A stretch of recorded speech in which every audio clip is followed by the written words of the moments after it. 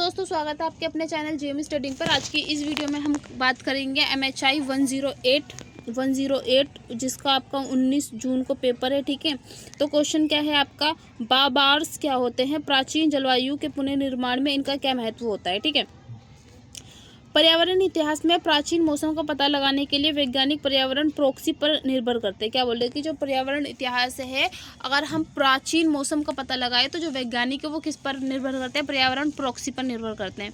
पर्यावरण प्रॉक्सी के ऊपर वीडियो बन चुकी है, अगर आपने नहीं देखी है तो आप चैनल के माध्यम से देख सकते हैं। अब क्या बोल रही है, जो बाबार्स ऐसे ही एक अत्यंत विश्वसनीय भूगर्भीय स्रोत है।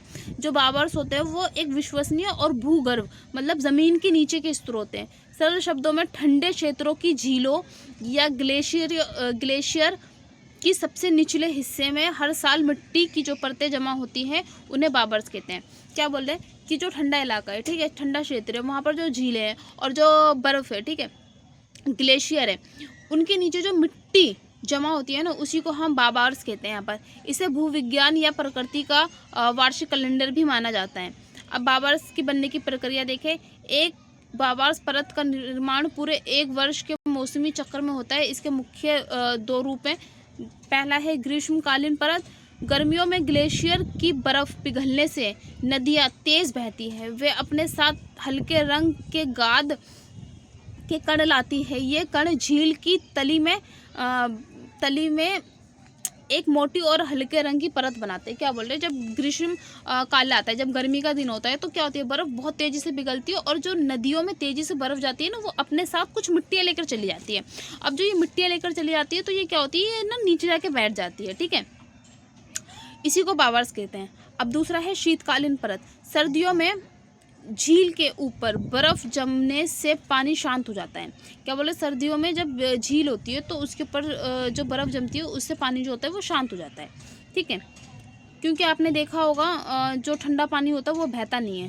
ठीक, पानी में तैर रहे बहुत बारीक जैविक कण नीचे बैठ जाते हैं। इससे गहरे काले रंग की एक बारीक और पतली परत बनती है। इन दोनों परतों को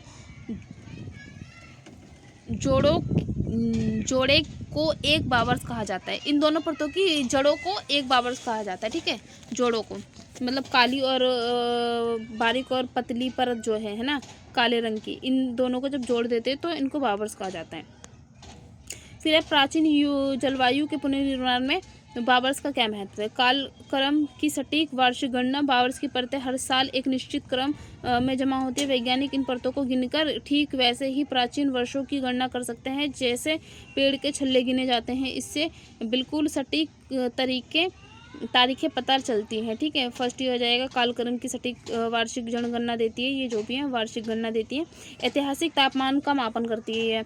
बाबार्स की परतों की मोटाई तत्कालीन तापमान की सूचक होती है। यदि किसी वर्ष की गर्मी बहुत ज़्यादा पड़ी होगी, ठीक है, ग्रीष्मकालीन परत बहुत अधिक मोटी होती है, तो यह प्रमाणित किया जाता है कि उस वक्त गर्मी बहुत पड़ी है। ठीक है, फिर प्राचीन अकाल और सूखे का प्रलेखन। पूर्व आधुनिक विश्व में आए भयानक सूखे के वर्षों को बाबार्स के जरिए पहचाना जा सकता है। सूखे के वर्षों में पानी कम होने से उस वर्ष का बाबार्स परत बहुत पतला बनता है। ठीक है, फिर मानसूनी वर्षा के पैटर्न का विश्लेषण। मानसूनी क्षेत्रों की झीलों में बाबार्स का निर्माण वर्षा पर निर्भर करता है। अत्यधिक वर्षा या बाढ़ के वर्षों में झील के नीचे जमा होने वाली परतें बहुत चौड़ी होती है। ठीक, फिर प्राचीन वनस्पतियों की जानकारी देती है। सर्दियों के दौरान बारीक मिट्टी अपने साथ समय के पौधे के परागण नों को भी अपने भीतर दबोच लेती है। इन परतों से परागणों को निकालकर प्राचीन वनस्पति का पता लगाया जाता है। फिर सौर चक्र और सूर्य की गतिविधि का अध्ययन। वैज्ञानिकों ने पाया कि बाबार्स की मोटाई का सीधा संबंध सूर्य की ऐतिहासिक गतिविधियों से रहा है। इससे सूर्य की गर्मी में आए उतार चढ़ाव का पता चलता है। बिल्कुल पता चलता है भाई। ठीक है, अगर मान लो ये मोटी परत है, ये थोड़ी पतली परत है, ये और पतली परत है, फिर मोटी परत आ गई, फिर पतली आ गई, तो क्या होगा, जो मोटी परत है इसमें पता चलेगा कि हाँ जो सूरज की गर्मी थी, सूर्य मतलब अच्छी खासी गर्मी दे रहा था। फिर पतली परत आई तो कम गर्मी दे रहा था, फिर उससे पतली परत आई तो और कम, फिर मोटी आई तो फिर ठीक अपने पैमाने पर आ गए वापस। ठीक है, तो इससे क्या होता है, सौर चक्र का पता चलता है हमें। प्राचीन सभ्यताओं के पतन की व्याख्या। कई बड़ी प्राचीन सभ्यताओं के पतन के समय झीलों के बावर्स रिकॉर्ड में लगातार बहुत पतली परतें देखी गई। यह साबित करता है कि उनका अंत भयानक पर्यावरण संकट से हुआ। रेडियो कार्बन डेटिंग के लिए पूरक का कार्य। वैज्ञानिक जब पुरानी वस्तुओं की उम्र का पता लगाने के लिए कार्बन डेटिंग विधि का उपयोग करते हैं तो समय की गणना को सटीक बनाने के लिए वे बावर्स कालक्रम से उनका मिलान करते हैं। लघु हिम युग के साक्ष्य। 15वीं से 9वीं शताब्दी के बीच जब पृथ्वी पर लघु हिम युग था तब अत्यधिक ठंड के कारण झीलों में बनने वाली शीतकालीन परतें बहुत गहरी बनी। फिर मानव जनित प्रदूषण की शुरुआत का ऐतिहासिक प्रमाण।